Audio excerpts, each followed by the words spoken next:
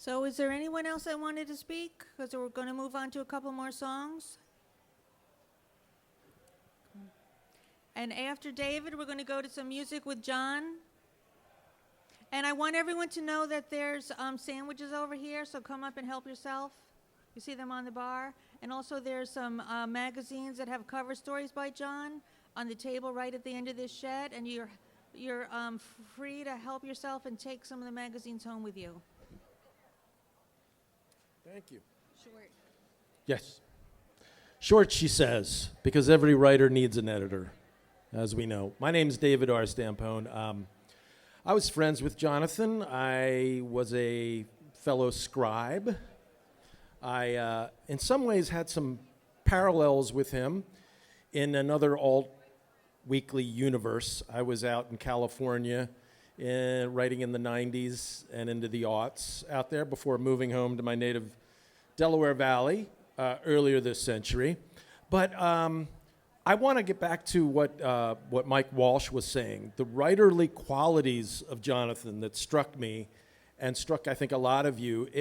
It's I don't mean to sound too inside baseball about this, but I know a lot of the writers, and I know a lot of the people who read writers and appreciate journalism, music journalism, will know the more you know about music, the more you know about the writing about music, the more you appreciate Jonathan's writing. Not that you can't pick it up anyway. I would advise you to Google, if you want to read something that I've never quite read anything quite like it, but it was about how his favorite band came to hate him. I don't know if this was brought up earlier, but just Google Valania, Wilco, and Dentist Terrorist. And you will read quite an account of how it went down and how he wrote a very, as the term was used earlier, no holds barred sort of state of the Wilco and Tweedy and an especially rocky situation. And for that, he earned, as I think Pat Berkery alluded to, the disdain of Mr. Tweedy, but he was honest about it, so that was good.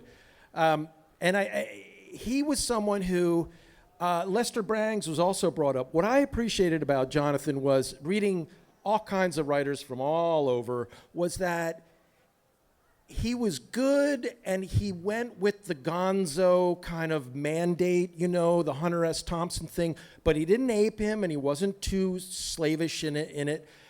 Also, the Bangs thing, and also the Richard Meltzer thing, he didn't follow them. Like, some of the best writing could be a little bit too much like that sometimes. He had his own style, and when I told him that I had edited Meltzer at the San Diego Reader, he was like, well, what was that like? What was that like? I was like, dude, it was like fact-checking and pretty much going with every semicolon that he wanted, because he was usually right on right, and you just got up the courage to ask him if this is what he really meant, and he would appreciate it if you caught something.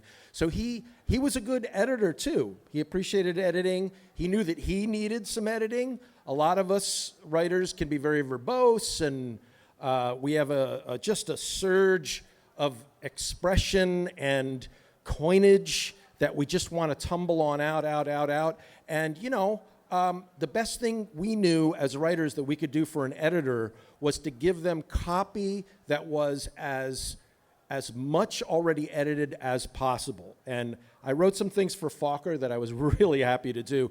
You mentioned the death of Bowie. In 2016, I realized I had never actually reviewed Springsteen, and all the time I'd done things out in California and Inquirer and what have you.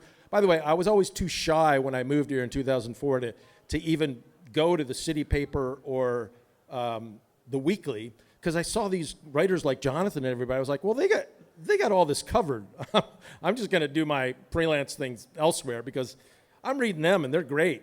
But I loved how John, when I told him about this, and I said, now, dude, I've been hearing that these shows are getting longer and longer in September of 2016, and I said, there might be some sort of epic thing. Also, he's using members of local orchestras to start the show with New York City Serenade, and he never does that.